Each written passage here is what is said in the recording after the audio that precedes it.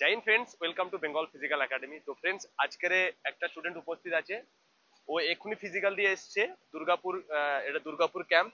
তো অ্যাকচুয়ালি ওর মুখ থেকে জেনে নেবো ও আমারই স্টুডেন্ট। তো আজকের ওর ফিজিক্যাল আছে, আরো স্টুডেন্ট আছে ভিতরে আছে, আরো একজন স্টুডেন্ট আমার আজকে ফিজিক্যাল দুর্গাপুরেই পড়েছে। ও ফার্স্ট ব্যাচে দৌড়েছে, ফার্স্ট ব্যাচ। তো তো আজকে তোমার নাম বলো, আর একটু ভিতরে আজকে কি হয়েছিল আজকে একটু জাস্ট ডিটেলসে বলো। বিশ্বজিৎ মন্ডল, আমি আচ্ছা। পশ্চিম বর্ধমান থেকে এসেছি। আচ্ছা। আমি এইখানে আজকে আমার ফার্স্ট ব্যাচে ফিজিক্যাল ছিল। ফিজিক্যাল ছিল। আচ্ছা। তো ওই ভোরবেলা 6:30টার সময় রানিং করানো হয়েছিল। রিপোর্টিং টাইম কত? রিপোর্টিং টাইম ভোর 4টে ছিল। আচ্ছা। ফার্স্ট ব্যাচ দৌড় করানো হয় 6:40 নাগাদ। আচ্ছা। আমি দৌড়াই 6:40। আচ্ছা। আমার টাইমিং এসেছে 22:40, 22 মিনিট 40 সেকেন্ড। আচ্ছা। এটাই।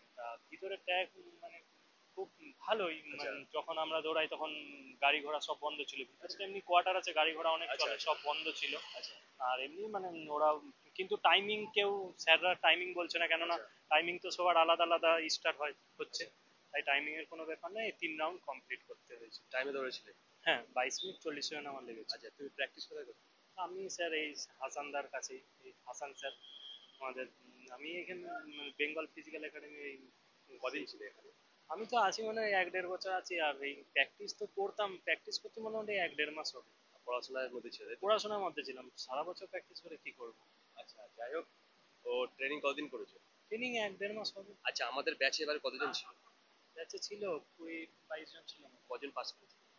এই একজন ছাড়া বাকি সবাই তো পাস সবাই পাস করে গেছে, মেয়েদের বাকি আছে, পাঁচটা মেয়েদের। মেয়ে আছে, বাকি ছেলেরা সবাই পাস করে হ্যাঁ, গেছে। ছেলেরা সবাই পাস। একটা ছেলে ফেল করেছে। তো আজকে একটা কথা বলি, দেখো, এ অ্যাকচুয়ালি আমারই স্টুডেন্ট। তো বিষয় হচ্ছে আজকে দুর্গাপুরে ওর ফিজিক্যাল ছিল। তো আমি বেঙ্গল ফিজিক্যাল একাডেমির একজন টিচার। তো তোমরা প্রত্যেকেই জানো, যারা কিন্তু কোয়ালিফাই করতে পারোনি, যারা ডিসকোয়ালিফাই হয়ে গেছো, তাদের জন্য বলছি, তোমরা কেউ হতাশা হবে না। যার বয়স আছে, অক্টোবরে ফর্ম ফিল আপ করো, আবার এগেন স্টার্ট করো। আমাদের কিন্তু এই পর্যন্ত সমস্ত স্টুডেন্ট কোয়ালিফাই করেছে। রাজীব বলে একটা ছেলে ফেল করেছে, ওর নি পেন ছিল, নি ইনজুরি। তো নি ইনজুরির জন্য ও পাস করতে পারেনি। বাকি আজকে ফার্স্ট ব্যাচে দৌড়েছে, পাস করে গেছে। আরো একজন আছে সায়ন মন্ডল, তো ও বেরোবে, ও পাস করে গেছে। আজকের মোটামুটি সায়ন পাস করেছে, খবর পেয়েছো? স্যার ব্যাচ তো এদিক থেকে ওদিক দেখা তুমি ফার্স্ট যাচ্ছে না। ব্যাচে ছিল, আমি তাই তো? ফার্স্ট ব্যাচে ছিলাম। তো দেখো, ও অ্যাকচুয়ালি বিশ্বজিৎ ফার্স্ট ব্যাচে ছিল, সায়ন মনে হয় 6 নম্বর বা কত লাস্ট ব্যাচের দিকে ছিল। লাস্ট ব্যাচের দিকে ছিল, পাঁচ পাঁচ, ছয় হবে। 5-6 হবে। তো আজকের দেখো বিষয় হচ্ছে, আজকে তো ফিজিক্যাল আপডেট দিলাম, আরো স্টুডেন্টের আপডেট তোমাদেরকে দেবো। সবাই ফিজিক্যাল হয়ে যে যার মতো বাড়ি চলে গেছে। এক এক প্রত্যেকটা স্টুডেন্টের আমি রিভিউ দেবো। এরা বেশ, এই আমার কাছে 1 থেকে 1 বছর একটু বেশি দিন ছিল। তো আজকে ও ফিজিক্যাল কমপ্লিট করলো, রিটেন কমপ্লিট করার ফিজিক্যাল, এবার ওর মেরিট আছে, মেডিকেল আছে, তাও আপডেট দেবো।